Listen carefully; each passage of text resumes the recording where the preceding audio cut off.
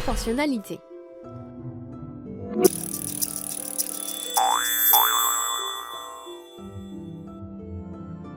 Dans de nombreuses situations de la vie courante, la proportionnalité permet d'exprimer un pourcentage, de calculer une vitesse, d'indiquer la quantité d'ingrédients d'une recette de cuisine, ou le prix d'un article en fonction de sa masse. Deux grandeurs sont proportionnelles si l'on peut calculer la valeur de l'une en multipliant la valeur de l'autre par un nombre toujours le même, appelé coefficient de proportionnalité. Parmi les grandeurs proportionnelles de la vie courante, on peut relever la quantité de farine nécessaire pour un gâteau en fonction du nombre de personnes pour lequel le gâteau est prévu, la distance sur une carte et la distance réelle. Par contre, d'autres grandeurs ne sont pas proportionnelles. La taille et l'âge d'une personne, la note à un devoir de mathématiques et le temps passé par l'élève. On peut facilement visualiser une situation de proportionnalité dans un tableau. Un tableau de proportionnalité est un tableau dans lequel on peut passer d'une ligne à l'autre en multipliant ou en divisant par un même nombre. Prenons un exemple, on remplit une baignoire avec de l'eau au rythme suivant. En 2 minutes, on a versé 4,6 litres, en 10 minutes, on a versé 23 litres, etc. On complète ainsi un tableau qui réunit toutes les informations. Effectuons les rapports de la deuxième ligne sur la première. On obtient 4,6 sur 2 égale 23 sur 10 égale 46 sur 20 égale 103,5 sur 45 égale 161 sur 70 égale 2,3. On passe donc de la première ligne à la deuxième ligne en multipliant toujours par 2,3. On en conclut que la quantité d'eau versée et le temps sont proportionnels. 2,3 est le coefficient de proportionnalité. Ce nombre correspond en fait au débit de l'eau dans la baignoire. On notera que l'on passe de la seconde ligne à la première ligne en divisant par 2,3. Observons un deuxième exemple. Dans le tableau suivant, on indique les tarifs de vente de CD par correspondance d'un distributeur. Un CD se vend 15 €, 2 CD 25, 3 CD 35, et ainsi de suite. Regardons comme pour l'exemple précédent, le rapport de la deuxième sur la première ligne. Ainsi, 15 sur 1 égale 15 et 25 sur 2 égale 12,5. On remarque que les deux quotients ne sont pas égaux, donc ce n'est pas un tableau de proportionnalité. Le nombre de CD vendus n'est pas proportionnel au prix. En fait, pour affirmer que ce n'est pas un tableau de proportionnalité, il suffit de deux quotients différents.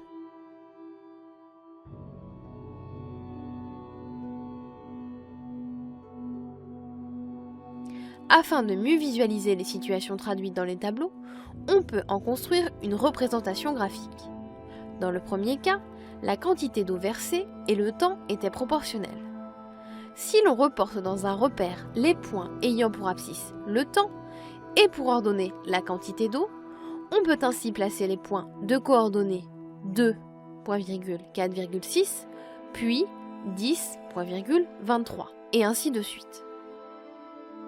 On remarque que les points de la représentation graphique sont sur une droite qui passe par l'origine. Dans le deuxième exemple, le nombre de CD vendus et le prix payé ne sont pas proportionnels. Reportons de la même manière dans un repère les points ayant pour abscisse le nombre de CD et en ordonnée le prix payé. Ainsi, on place les points de coordonnées 1.15, 2.25, 3.35 et ainsi de suite. On remarque que les points de la représentation graphique ne sont pas alignés. Des deux exemples précédents, on peut en conclure que si deux grandeurs sont proportionnelles, alors les points de la représentation graphique sont sur une droite passant par l'origine. Et réciproquement, si les points de la représentation graphique sont sur une droite passant par l'origine, alors les deux grandeurs sont proportionnelles.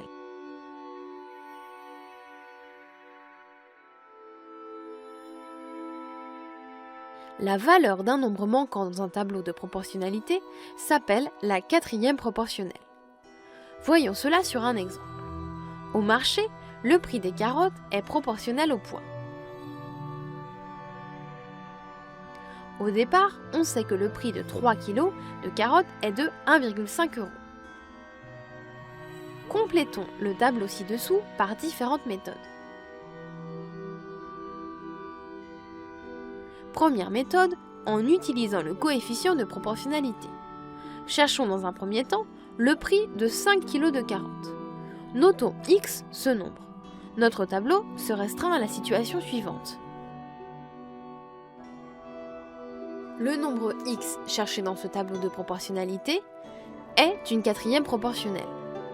On calcule dans un premier temps le coefficient de proportionnalité en effectuant le rapport de la deuxième sur la première ligne, soit 1,5 divisé par 3 égale 0,5. On passe donc de la première à la deuxième ligne en multipliant par 0,5. On remarquera que ce nombre correspond aussi au prix d'1 kg de carottes. On peut donc calculer le prix de 5 kg de carottes. X égale 5 fois 0,5 égale 2,5. Le prix de 5 kg de carottes est donc de 2,5 €. Deuxième méthode, par addition ou soustraction de deux colonnes. Calculons à présent le prix Y pour 8 kg de carottes en utilisant une autre méthode. On a le tableau suivant où l'on remarque que 8 kg correspond à 3 plus 5 kg. Donc le prix payé correspond à la somme de 1,5 et de 2,5 €, soit Y égale 1,5 plus 2,5 égale 4. Le prix de 8 kg de carottes est donc de 4 €. Troisième méthode, par multiplication ou division d'une colonne par un nombre non nul. Calculons le prix Z de 9 kg de carottes avec une troisième méthode. Pour cela, conservons dans un tableau de proportionnalité les renseignements suivants. On remarque que 9 kg correspond à 3 fois 3 kg, dont le prix pour 9 kg est égal à 3 fois le prix de 3 kg, soit 1,5 fois 3 égale 4,50 €. Le prix de 9 kg de carottes est donc de 4,50 €. Dans un tableau de proportionnalité, les produits en croix sont égaux.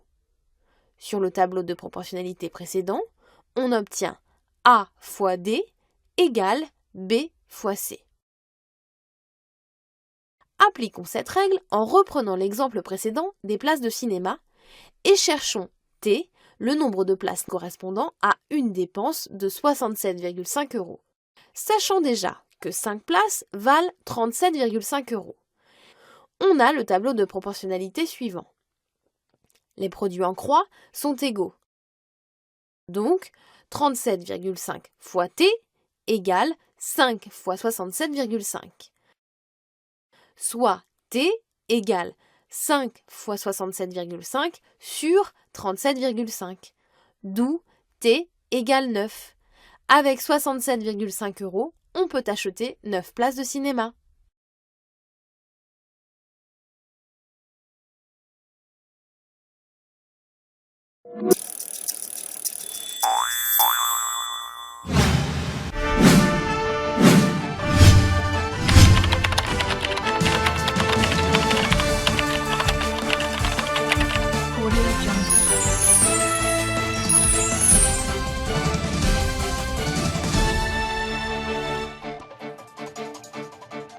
Audio Jungle.